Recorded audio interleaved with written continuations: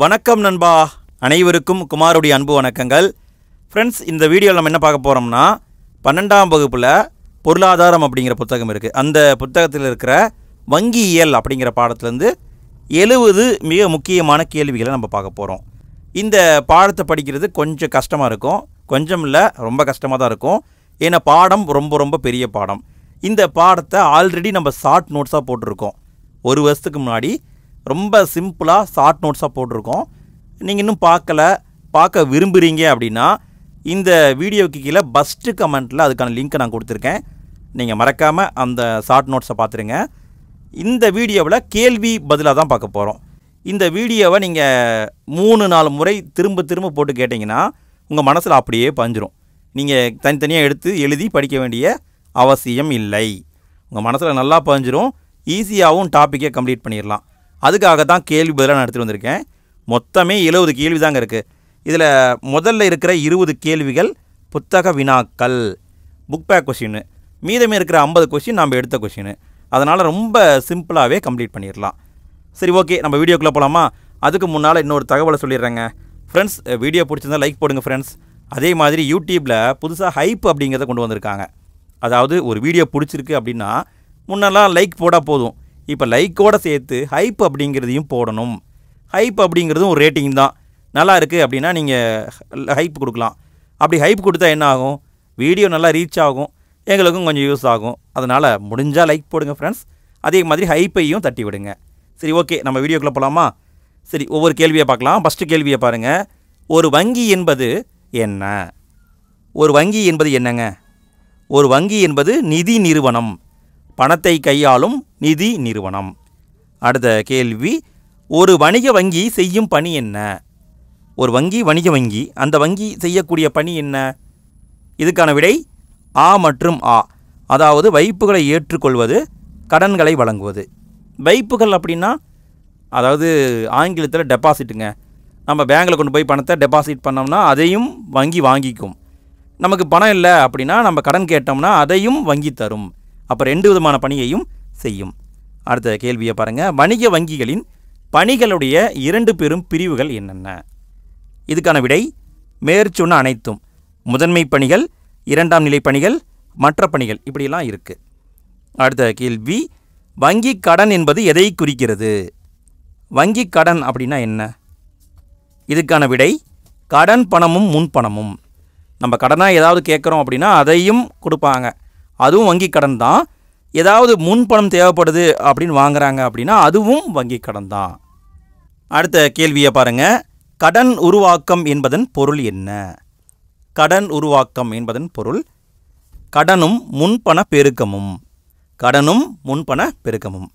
அடுத்த கேள்வி, வங்கி அல்லாத நிதி நிறுவனங்கள் எதை வைத்திருப்பதில்லை? நல்லா கவனிங்க ஃப்ரெண்ட்ஸ், அதுவே வங்கி அல்லாத நிதி நிறுவனம் தான். அப்போ அதுக்கிட்ட என்ன இருக்காது? அதுக்கிட்ட வங்கி உரிமம் இருக்காது. அடுத்த கேள்வி, மைய வங்கி நாட்டின் எதற்கான அதிகார அமைப்பு?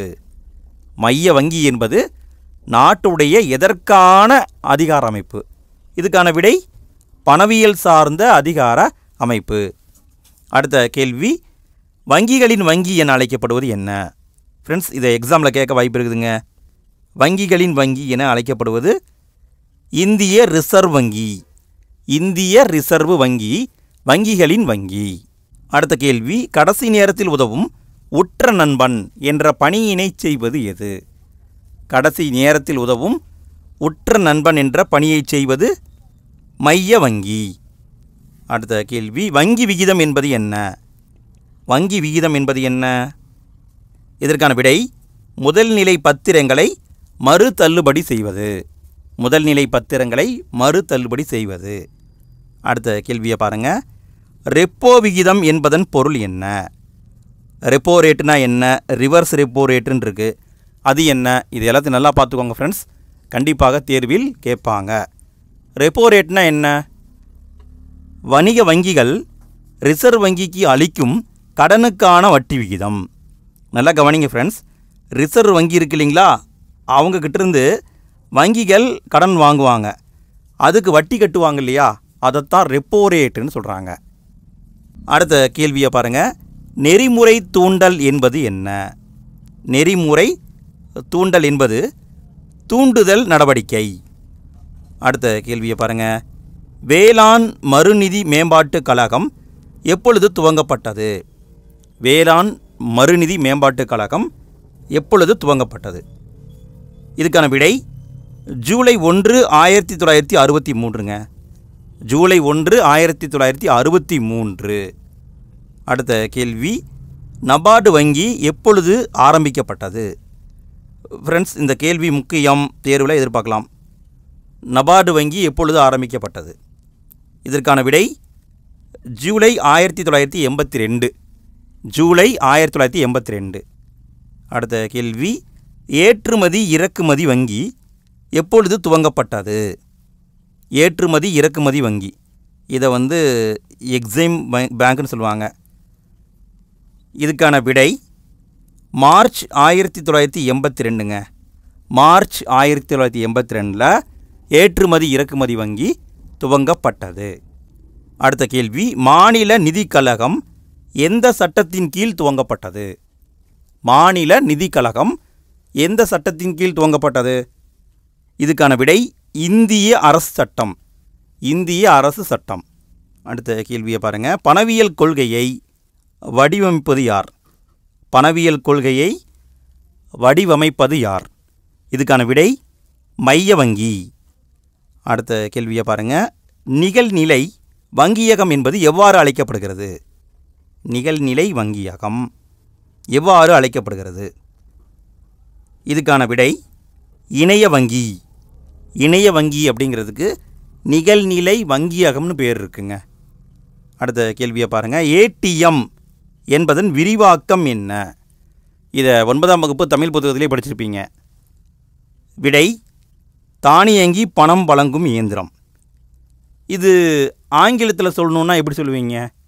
தெரிஞ்சவங்க கமெண்ட்டில் போட்டுவிடுங்க ஃப்ரெண்ட்ஸ். ஏடிஎம் என்பதன் விரிவாக்கம் என்ன? ஆங்கிலத்தில் விரிவாக்கத்தை கமெண்ட்டில் போட்டுவிடுங்க. அடுத்த கேள்வியை பாருங்கள். 2016 நவம்பர் 8 பணமதிப்பு நீக்கம் எந்தெந்த மதிப்பு பணங்களுக்கு ஏற்படுத்தப்பட்டது? 2016 நவம்பர் 8 பண மதிப்பு இழப்பு பண்ணாங்க. எந்தெந்த பணத்துக்கு பண்ணாங்கன்னு கேட்குறாங்க. இதற்கான விடை 500 ரூபாய் மற்றும் 1000 ரூபாய். 500 ரூபாய், 1000 ரூபாய். அடுத்த கேள்வியை பாருங்கள். உலகத்துடைய முதல் கடன் நிதி வழங்கும் வங்கி எது? உலகத்துடைய முதல் கடன் நிதி வழங்கும் வங்கி. இதற்கான விடை வெனிஸ் வங்கி. அடுத்த கேள்வி, வெனிஸ் வங்கி துவங்கப்பட்ட ஆண்டு எது? வெனிஸ் வங்கி துவங்கப்பட்ட ஆண்டு 1157. அடுத்த கேள்வி, உலகத்துடைய முதல் மைய வங்கி எது? உலகத்துடைய முதல் மைய வங்கி ரிக்ஸ் வங்கி. இது எங்கே இருக்குது? ஸ்வீடனில் இருக்குது. ரிக்ஸ் வங்கி ஸ்வீடனில் இருக்குது. இதுதான் உலகத்துடைய முதல் மைய வங்கி. அடுத்த கேள்வி, ரிக்ஸ் வங்கி துவங்கப்பட்ட ஆண்டு எது? ரிக்ஸ் வங்கி துவங்கப்பட்ட ஆண்டு. இதுக்கான விடை 1656. 1656. அடுத்த கேள்வியை பாருங்கள். வங்கிக் கலையின் அடிப்படையில் தோற்றுவிக்கப்பட்டு பணத்தை வெளியிட்ட முதல் மைய வங்கி எது? அதாவது பேங்கிங் அப்படிங்கிற ஒரு மெத்தேடை கொண்டு உலகத்திலேயே பணத்தை வெளியிட்ட முதல் மைய வங்கி இங்கிலாந்து வங்கி தான். இங்கிலாந்து வங்கி. அடுத்த கேள்வி, இங்கிலாந்து வங்கி துவங்கப்பட்ட ஆண்டு எது? இங்கிலாந்து வங்கி எப்பொழுது துவங்கப்பட்டது? இதற்கான விடை 1694. அடுத்த கேள்வியை பாருங்கள். 1770 உருவாக்கப்பட்ட இந்தியாவுடைய முதல் வங்கி எது? இந்தியாவுடைய ஃபர்ஸ்ட் பேங்க் எது? இதுக்கான விடை இந்துஸ்தான் வங்கி. 1770 உருவாக்கப்பட்டிருக்கு. இந்தியாவுடைய முதல் பேங்கு இந்துஸ்தான் பேங்க். அடுத்த கேள்வியை பாருங்கள். சரியான கூற்றை கண்டறிக. கூற்று, ஆங்கிலேயர் காலத்தில் இந்தியாவில் 3 பிரசிடென்சி வங்கிகள் இருந்தன. காரணம், இந்தியாவில் உள்ள வங்கிகள் அமைப்பு பிரசிடென்சி வங்கிகளால் கட்டுப்படுத்தப்பட்டு வந்தது. இந்த ரெண்டில் எது சரி அப்படின்னு கேட்டிருக்காங்க. விடை பார்த்தீங்கன்னா இரண்டுமே சரிதான். ஆங்கிலேயர் காலத்தில் மும்பையிலையும் கல்கத்தா, சென்னை போன்ற 3 இடங்களில் பிரசிடென்சி வங்கிகள் இருந்திருக்கு. அதுதான் எல்லா வங்கியையும் கட்டுப்படுத்திட்டு இருந்திருக்கு. அடுத்த கேள்வியை பாருங்கள். 3 பிரசிடென்சி வங்கிகள் ஒன்றாக இணைக்கப்பட்டு இந்திய இம்பீரியல் வங்கி என பெயர் மாற்றம் செய்யப்பட்ட ஆண்டு எது? 3 பிரசிடென்சி வங்கி இருந்தால் அந்த 3 வங்கியையும் ஒன்றா மெர்ஜ் பண்ணாங்க. மெர்ஜ் பண்ணிவிட்டு அதுக்கு பேரை மாற்றினாங்க. இந்திய இம்பீரியல் வங்கி அப்படின்ட்டு பேரை மாற்றினாங்க. எப்பொழுது மாற்றினாங்க அப்படின்னு கேட்குறாங்க. இதற்கான விடை 1921ங்க. 1921 3ஐயும் ஒரே பேங்காக சேர்த்து பேரை மாற்றிட்டாங்க. அடுத்த கேள்வியை பாருங்கள். இந்திய இம்பீரியல் வங்கி இந்திய ஸ்டேட் வங்கி என பெயர் மாற்றம் செய்யப்பட்ட ஆண்டு. இந்திய ஸ்டேட் வங்கி அப்படின்னு மாற்றினாங்க. எப்பொழுது மாற்றினாங்கன்னு பார்த்தீங்கன்னா 1955 மாற்றினாங்க. அடுத்த கேள்வியை பாருங்கள். இந்தியாவுடைய மைய வங்கி என அழைக்கப்படுவது எது? இந்தியாவுடைய மைய வங்கி எனப்படுவது இந்திய ரிசர்வ் வங்கி. அடுத்த கேள்வி. இந்திய ரிசர்வ் வங்கி சட்டம் இயற்றப்பட்ட ஆண்டு எது? இந்திய ரிசர்வ் வங்கி சட்டம் ஃபஸ்ட்டு சட்டம் போட்டாங்க, அப்புறம் தான் பேங்கை உருவாக்குனாங்க. சட்டம் இயற்றப்பட்ட ஆண்டு 1934ங்க. ஃப்ரெண்ட்ஸ், இதை கேட்க வாய்ப்பு இருக்குது, பார்த்துக்கோங்க. 1934 சட்டம் போட்டாங்க. அடுத்த கேள்வியை பாருங்கள். இந்திய ரிசர்வ் வங்கி எப்பொழுது முதல் செயல்பட தொடங்கியது? சட்டம் போட்டது 1934. எப்போ செயல்பாட்டுக்கு வந்தது? 1935 ஏப்ரல் 1. 1935 ஏப்ரல் 1 அது செயல்பாட்டுக்கு வந்தது. அடுத்த கேள்வியை பாருங்கள். இந்திய ரிசர்வ் வங்கி நாட்டுடைமையாக்கப்பட்ட ஆண்டு எது? இந்திய ரிசர்வ் வங்கி நாட்டுடைமையாக மாற்றப்பட்டது. எப்போ மாற்றப்பட்டதுன்னு பார்த்தீங்கன்னா 1949 ஜனவரி 1 நாட்டுடைமையாக மாற்றிட்டாங்க. இந்திய ரிசர்வ் வங்கியின் மூலதனம் எத்தனை ரூபாய் மதிப்பு கொண்ட சமபங்குகளாக பிரிக்கப்பட்டு ஆரம்பத்தில் தனியார் வசம் இருந்தது? நல்லா கவனிங்க. ஆரம்பத்தில் இந்த பேங்கை கண்ட்ரோல் பண்ணது தனியார் தான். எப்படி கண்ட்ரோல் பண்ணாங்கன்னா, அதை நிறைய ஷேராக பிரித்தாங்க. ஒரு ஷேருடைய மதிப்பு 100 ரூபாய். 100 ரூபாய் மதிப்பு இருக்கிற மாதிரி அதை பல ஷேர்களாக பிரித்து தனியார் வசம் வச்சுருந்தாங்க. அடுத்த கேள்வியை பாருங்கள். இந்தியாவில் கீழ்கண்டவற்றை இந்திய ரிசர்வ் வங்கி வெளியிடுவதில்லை. அதாவது இந்தியாவில் இந்திய ரிசர்வ் வங்கி பணத்தை அச்சிட்டு வெளியிடுவாங்க. ஆனால் அவங்க எதை அச்சிட்டு வெளியிட மாட்டாங்க, எது அவங்க கட்டுப்பாட்டில் இல்லை அப்படின்னு கேட்டிங்கன்னா, நாணயங்களும் 1 ரூபாய் காகித பணமும் அவங்க கட்டுப்பாட்டில் இல்லை. நாணயங்களை இந்திய ரிசர்வ் வங்கி வெளியிடாது. 1 ரூபாய் காகித பணத்தையும் இந்திய ரிசர்வ் வங்கி வெளியிடாது. நல்லா கவனிங்க ஃப்ரெண்ட்ஸ், இது ரிசர்வ் வங்கிக்கிட்ட கிடையாது. அப்போ யார்கிட்ட இருக்குது? நாணயம் என்பது யார்கிட்ட இருக்குது? 1 ரூபாய் காகித பணம் என்பது யார்கிட்ட இருக்குது? யாராவது ஒருத்தர் அச்சிட்டு வெளியிடணுமில்ல, யார் அப்படிங்கிறது தெரிஞ்சவங்க மறக்காமல் கமெண்ட்டில் போட்டுவிடுங்க. கரெக்டான ஆன்சர் போடுறவங்களுக்கு ஹார்ட்டின் சிம்பிள் உண்டு. சரி, ஓகே. அடுத்த கேள்வியை பார்க்கலாமா? வங்கிகள் முறைப்படுத்துதல் சட்டத்துடைய பிரிவு எந்த பிரிவின்படி ஒவ்வொரு வணிக வங்கியும் இந்தியாவில் வங்கி தொழில் செய்ய மைய வங்கியிடம் உரிமம் பெற வேண்டும்? இந்தியாவில் பேங்க் நடத்தணும் அப்படின்னா ரிசர்வ் பேங்குக்கிட்ட பர்மிஷன் வாங்கணும். அதை எந்த சட்டப்பிரிவு வச்சு வாங்கணும் அப்படின்னு கேட்டிருக்காங்க. விடை சட்டப்பிரிவு 22. வங்கிகள் முறைப்படுத்துதல் சட்டம் அதனுடைய பிரிவு 22 படி லைசன்ஸு வாங்கணும். அடுத்த கேள்வியை பாருங்கள். இந்திய ரிசர்வ் வங்கி ஆரம்பிக்கப்பட்ட பொழுது அதன் தலைமையிடம் எது? இந்திய ரிசர்வ் வங்கி ஆரம்பிக்கப்பட்ட பொழுது அதனுடைய தலைமையிடம் கல்கத்தா. ஆரம்பத்தில் அதனுடைய தலைமையிடம் கல்கத்தா தான். அடுத்த கேள்வியை பாருங்கள். இந்திய ரிசர்வ் வங்கி தற்பொழுது அமைந்துள்ள இடம். ஆரம்பத்தில் கல்கத்தான்னு பார்த்தோம். இப்போ ரிசர்வ் வங்கி எங்கே இருக்குது? இதுக்கான விடை மும்பையில் இருக்குதுங்க. இந்திய ரிசர்வ் வங்கி இப்பொழுது அமைந்துள்ள இடம் மும்பை.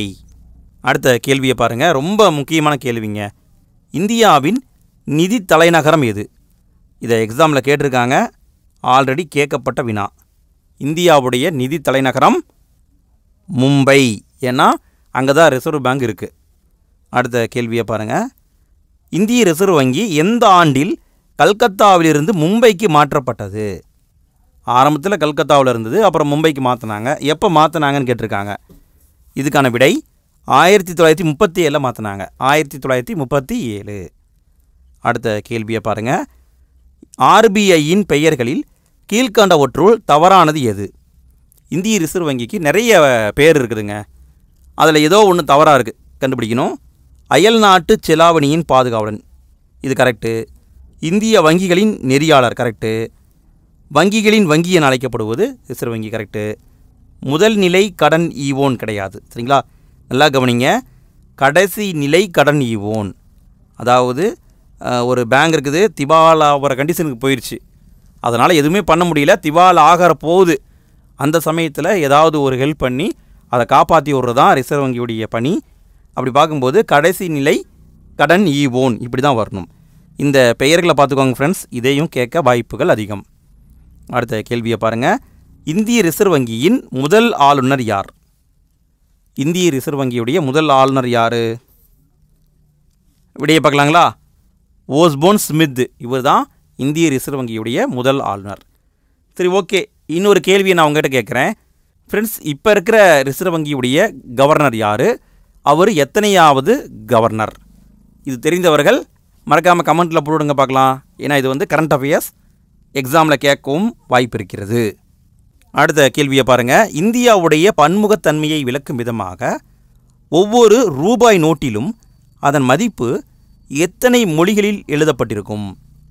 பணத்தை எடுத்து பாருங்கள், எண்ணி கூட பாருங்கள். பின்னாடி பார்த்தீங்கன்னா பல மொழிகளில் அதனுடைய மதிப்பை போட்டிருப்பாங்க. தமிழில் பார்த்தீங்கன்னா கூட 10 ரூபாய் 100 ரூபாய்ன்னு போட்டிருப்பாங்க. எத்தனை மொழிகளில் போட்டிருப்பாங்கன்னு கேட்குறாங்க.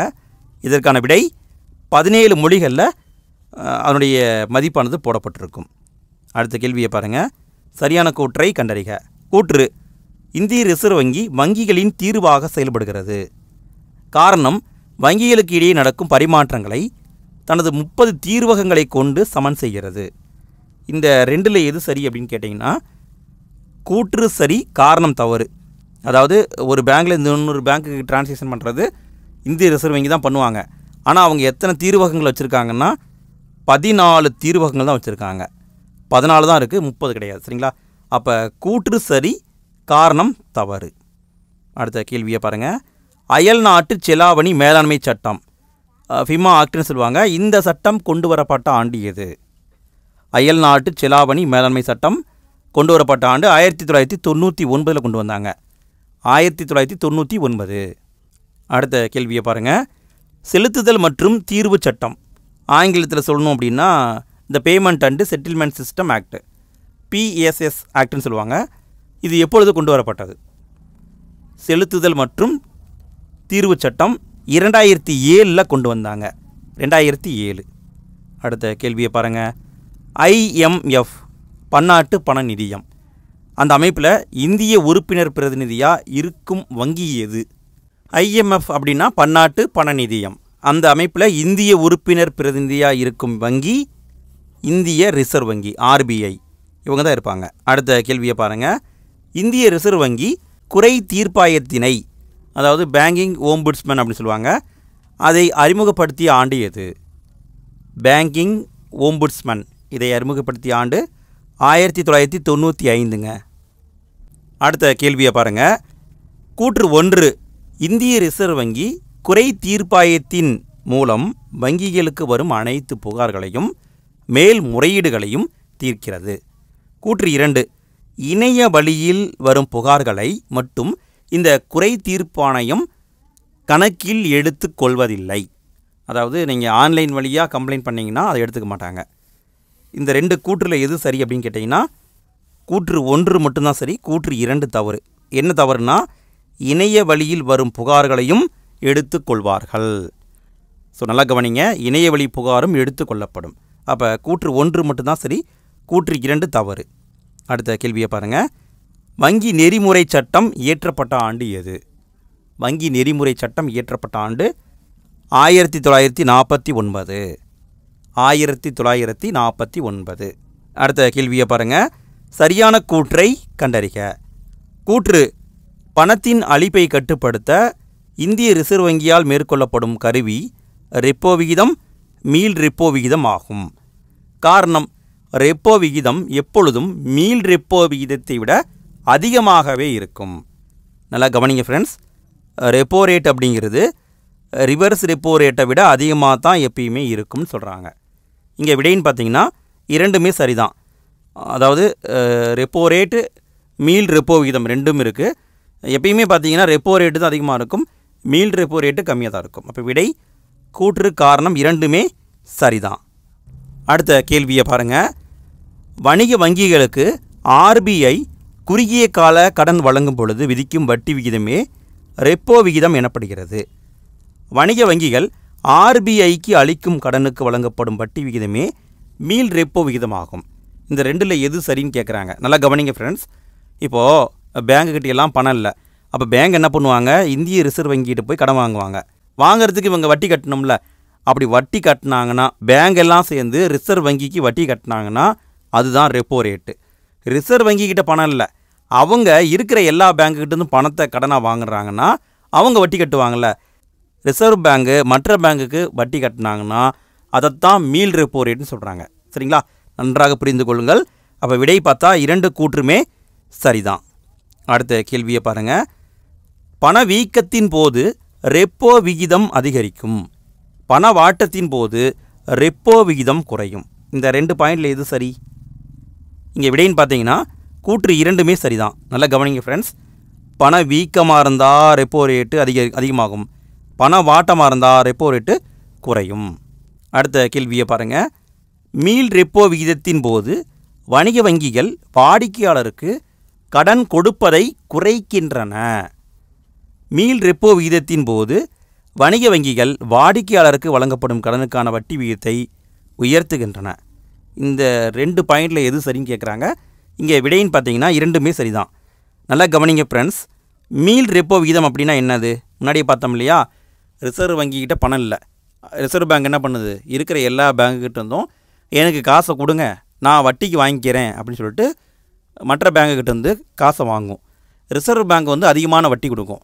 அப்போ ரிசர்வ் பேங்க்கிட்ட பணத்தை கொடுப்பாங்களா, இல்லை இருக்கிற கஸ்டமர்கிட்ட லோ இன்ட்ரெஸ்ட்டில் கடனை கொடுப்பாங்களான்னு பார்த்தீங்கன்னா யாருமே வந்து லாபத்தை தான் பார்ப்பாங்க. அப்படி பார்க்கும்போது இருக்கிற எல்லா பேங்கும் வாடிக்கையாளருக்கு கடன் கொடுக்காது, அந்த பணத்தை ரிசர்வ் பேங்க்கிட்ட கொடுப்பாங்க. அப்படியே வாடிக்கையாளர்கிட்ட பணத்தை கொடுத்தாலும் வட்டி விகிதம் அதிகமாகத்தான் இருக்கும். சரிங்களா? அப்போ 2மே சரிதான். அடுத்த கேள்வியை பாருங்கள். கூற்று 1963 ஜூலை 1ஆம் தேதி பாராளுமன்ற சட்டத்தின் அடிப்படையில் வேளாண் மறுகடன் மேம்பாட்டுக் கழகம் ARDC என்பது ஆரம்பிக்கப்பட்டது. காரணம், பல்வேறு விவசாய மேம்பாட்டு திட்டங்களுக்கான நிதி ஆதாரத்தை மேம்படுத்த உருவாக்கப்பட்டது. இங்கே விடைன்னு பார்த்தீங்கன்னா கூற்று காரணம் 2மே சரிதான் ஃப்ரெண்ட்ஸ். நல்லா கவனிங்க. வேளாண் மறுகடன் மேம்பாட்டுக் கழகம் 1963 ஜூலை 1ஆம் தேதி ஆரம்பிக்கப்பட்டது. ஆங்கிலத்தில் பார்த்துக்கோங்க, ARDC. அடுத்த கேள்வியை பாருங்கள். 1975 வட்டார ஊரக வங்கிகள் தொடங்கப்பட்டன. இவை கிராமின் வங்கிகள் எனப்படுகின்றன. இந்த 2 பாயிண்டில் எது சரின்னு கேட்குறாங்க. விடை 2மே சரிதான். 1975 தான் வட்டார ஊரக வங்கிகள் தொடங்கப்பட்டது. அதை வந்து கிராமின் வங்கிகள் சொல்லுவாங்க. அடுத்த கேள்வியை பாருங்கள். 1982 ஜூலையில் நபார்டு வங்கி உருவாக்கப்பட்டது. ரிசர்வ் வங்கியுடைய துணை ஆளுநர் நபார்டின் தலைவராக இருப்பார். இந்த 2 பாயிண்டில் எது சரின்னு கேட்குறாங்க. இங்கே விடைன்னு பார்த்தீங்கன்னா கூற்று அனைத்தும் சரி. 1982 ஜூலையில் தான் நபார்டு வங்கி உருவாக்கப்பட்டிருக்கும். அதனுடைய தலைவர் யாருன்னு பார்த்தீங்கன்னா ரிசர்வ் வங்கியுடைய துணை ஆளுநர் தான் இருப்பார். அடுத்த கேள்வியை பாருங்கள். இந்திய தொழில் நிதி கழகம் நாடாளுமன்ற சட்டத்தின்படி உருவாக்கப்பட்ட ஆண்டு. இந்திய தொழில் நிதி கழகம், இதற்கான விடை 1948 ஜூலை 1ஆம் தேதி உருவாக்கப்பட்டது. இந்திய தொழில் நிதி கழகம். அடுத்த கேள்வியை பாருங்கள். இந்திய தொழில் மேம்பாட்டு வங்கி Industrial Development Bank of India IDBI எந்த ஆண்டு முதல் இந்திய அரசுக்கு சொந்தமான தன்னாட்சி பெற்ற ஒரு கழகமாக மாறியது? அதுக்கு முன்னாடி பார்த்தீங்கன்னா இந்திய ரிசர்வ் வங்கியுடைய கட்டுப்பாட்டில் இருந்திருக்கும். முன்னாடி 1976 பிப்ரவரி 16க்கு பிறகு தான் இது ஒரு தன்னாட்சி பெற்ற கழகமாக மாறியது. அடுத்த கேள்வியை பாருங்கள். ஏற்றுமதி இறக்குமதி வங்கி துவங்கப்பட்ட ஆண்டு. முன்னாடியே பார்த்துட்டோம், 1982ஆம் ஆண்டு தான் உருவாக்கப்பட்டது. அடுத்த கேள்வியை பாருங்கள். 1936 வேலைவாய்ப்பு, வட்டி மற்றும் பணத்திற்கான பொது கோட்பாடு என்னும் நூலை எழுதியவர். இது வந்து ஒரு புத்தகம். இந்த புத்தகத்தை எழுதியவர் JM கீன்சு. இவர் தான் எழுதினார், JM கீன்சு. அடுத்த கேள்வியை பாருங்கள். நெஃப்ட் இதை பற்றி கொடுத்துருக்காங்க. கூற்று, நெஃப்ட் மூலம் பணம் அனுப்புவதில் குறைந்தபட்ச அளவு என்பது கிடையாது. காரணம், தொகுப்பாக பரிமாற்றம் செய்யப்படும், எனவே தாமதமாகும். இப்போ உங்கள்கிட்ட ஒரு பணம் இருக்குது, எவ்வளோ பணமாக இருந்தாலும் சரி நெஃப்ட் மூலமாக அனுப்பலாம். நெஃப்ட் மூலமாக இவ்வளோ தான் மினிமம் இருக்கணும் அப்படின்னு கிடையாது, எவ்வளோ வேணாலும் நெஃப்ட்டில் அனுப்பலாம். ஒரு தொகுப்பாக பரிமாற்றம் பண்ணுவாங்க, கொஞ்சம் டிலே ஆகும். சரிங்களா? அப்போ விடைன்னு பார்த்தீங்கன்னா கூற்று காரணம் இரண்டுமே சரிதான். அடுத்த கேள்வியை பாருங்கள். ஆர்டிஜிஎஸ் பற்றிய கூற்றுகளை ஆராய்க. கூற்று: ஆர்டிஜிஎஸ் மூலம் பணம் அனுப்புவதில் குறைந்தபட்ச அளவு 2 லட்சம் ஆகும்.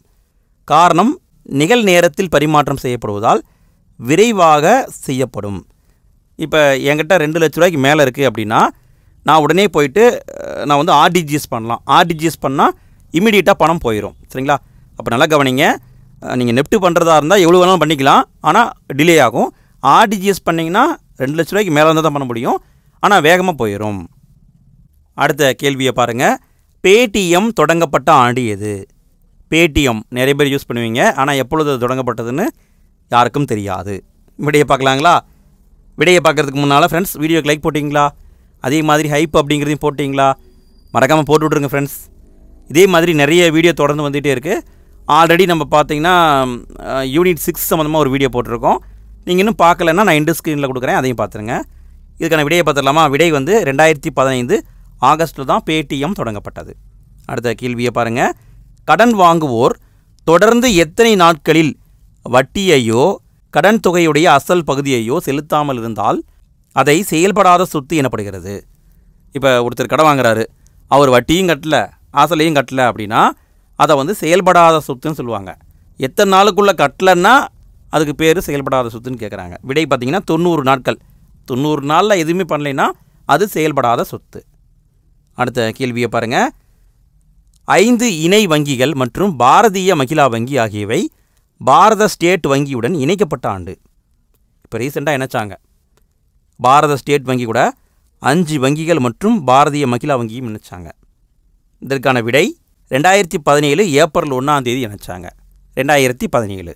அடுத்து கடைசி கேள்வியை பாருங்கள். இந்தியாவில் 500 ரூபாய் மற்றும் 1000 ரூபாய் காகித பணம் மதிப்பு நீக்கம் செய்யப்பட்ட நாள் 2016 நவம்பர் 8. ஓகே ஃப்ரெண்ட்ஸ், இந்த வீடியோ உங்களுக்கு பிடிச்சிருக்குன்னு நினைக்கிறேன். வீடியோவுடைய எண்டு ஸ்க்ரீனில் யூனிட் 6க்கான வீடியோ லிங்கை கொடுத்துருக்கேன். நீங்கள் ஃப்ரீயாக இருக்கீங்கன்னா அதையும் பார்த்துருங்க. ஓகே ஃப்ரெண்ட்ஸ், அடுத்த வீடியோ சந்திப்போம். தேங்க்யூ.